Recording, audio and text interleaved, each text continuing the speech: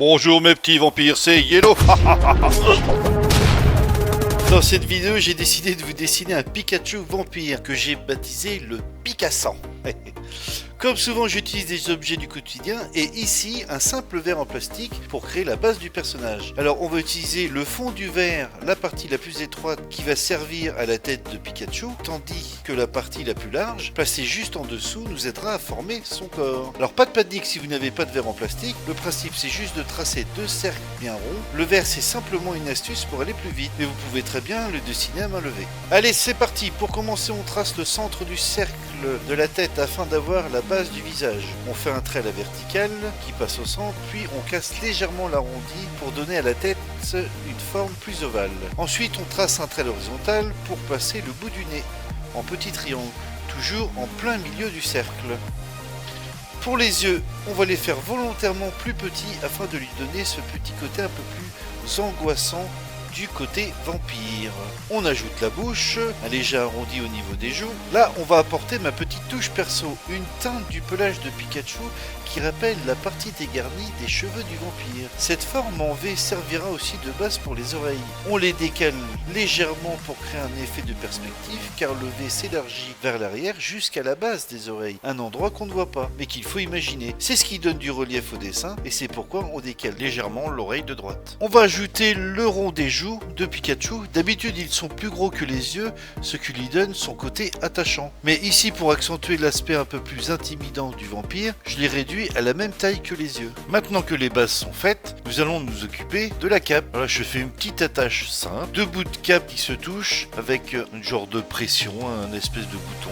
Alors désolé pour la précision un peu vague, mais non, mais j'ai juste voulu faire quelque chose de simple. Voilà, c'est tout. Il y a deux petits boutons qui dépassent, voilà, tout simplement. Et après, on se préoccupe seulement de la cape en suivant l'arrondi là du cercle du corps qu'on a fait. Mais attention, pour la cape, on élargit vers l'extérieur au niveau des épaules et on revient vers l'intérieur quand on arrive au bas du corps de Pikachu. C'est important, ça suit bien le corps, ça fait quelque chose de beaucoup plus naturel. Alors toujours dans le stéréotype vampire, j'ai décidé de faire un grand col à la cape justement de Pikachu là, toujours dans l'esprit vampire. Alors pour le haut du col de Pikachu, pensez à bien aplatir votre cercle. On sait que ça fait le tour de la tête de notre personnage de Pikachu, mais pensez à bien l'aplatir. Et n'hésitez pas à faire un angle dur quand on arrive aux extrémités. C'est plus que correct en termes de perspective. Pour l'extérieur de la cape, suivez la courbe supérieure du cercle, puis élargissez-la en descendant jusqu'à presque atteindre le sol. Alors même si la ligne du sol n'est pas encore désignée, imaginez-la, elle passe juste au bas du cercle, là où se poseront les pieds. Bon, les pieds de Pikachu sont pas énormes non plus,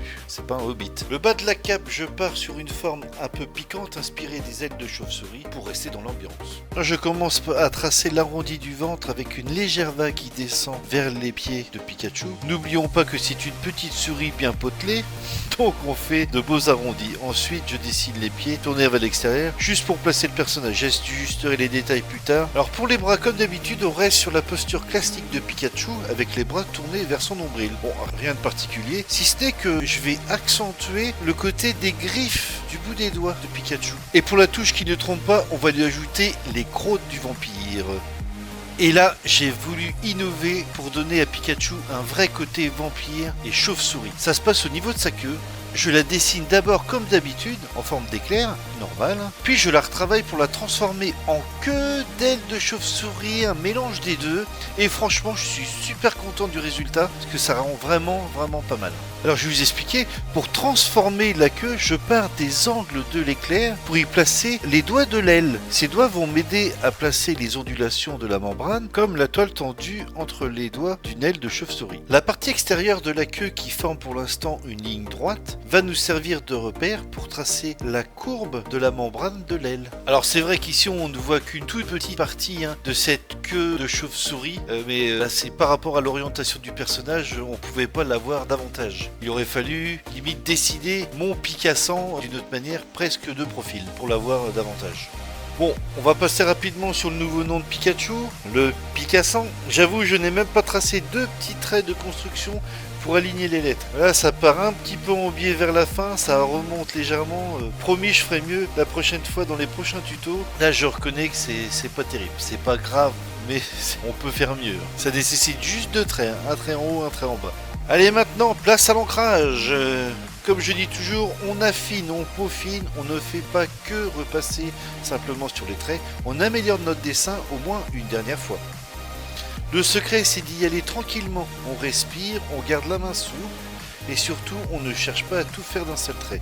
L'idée, c'est d'apporter de la netteté et du contraste, mais aussi de corriger les petits défauts du croquis. On peut épaissir certains contours pour donner un peu de volume et laisser d'autres traits plus fins pour garder la légèreté du dessin. Un petit coup de gomme à tout ça et ensuite on passe à l'ombrage. Alors j'ai décidé de faire Pikachu en noir et blanc. Je vais donc utiliser mes crayons graphite en 4 et 8B. Alors le 4B sert à poser les premières ombres et à amorcer les volumes, tandis que le 8B vient renforcer toutes les zones plus sombres. Il est vraiment très gras, très intense et c'est très utile pour faire des noirs profonds, hein, le 8B. En laissant volontairement des parties claires, on maîtrise la lumière du dessin et c'est ce contraste entre clair et foncé qui apporte tout le relief à notre personnage. Alors ensuite on lisse ces traits de crayon gras avec une estompe. Normalement celles qu'on trouve dans le commerce sont faites en carton. Moi je préfère les fabriquer moi-même à partir de médium. Le médium c'est un panneau de fibre de bois compressé utilisé généralement en menuiserie.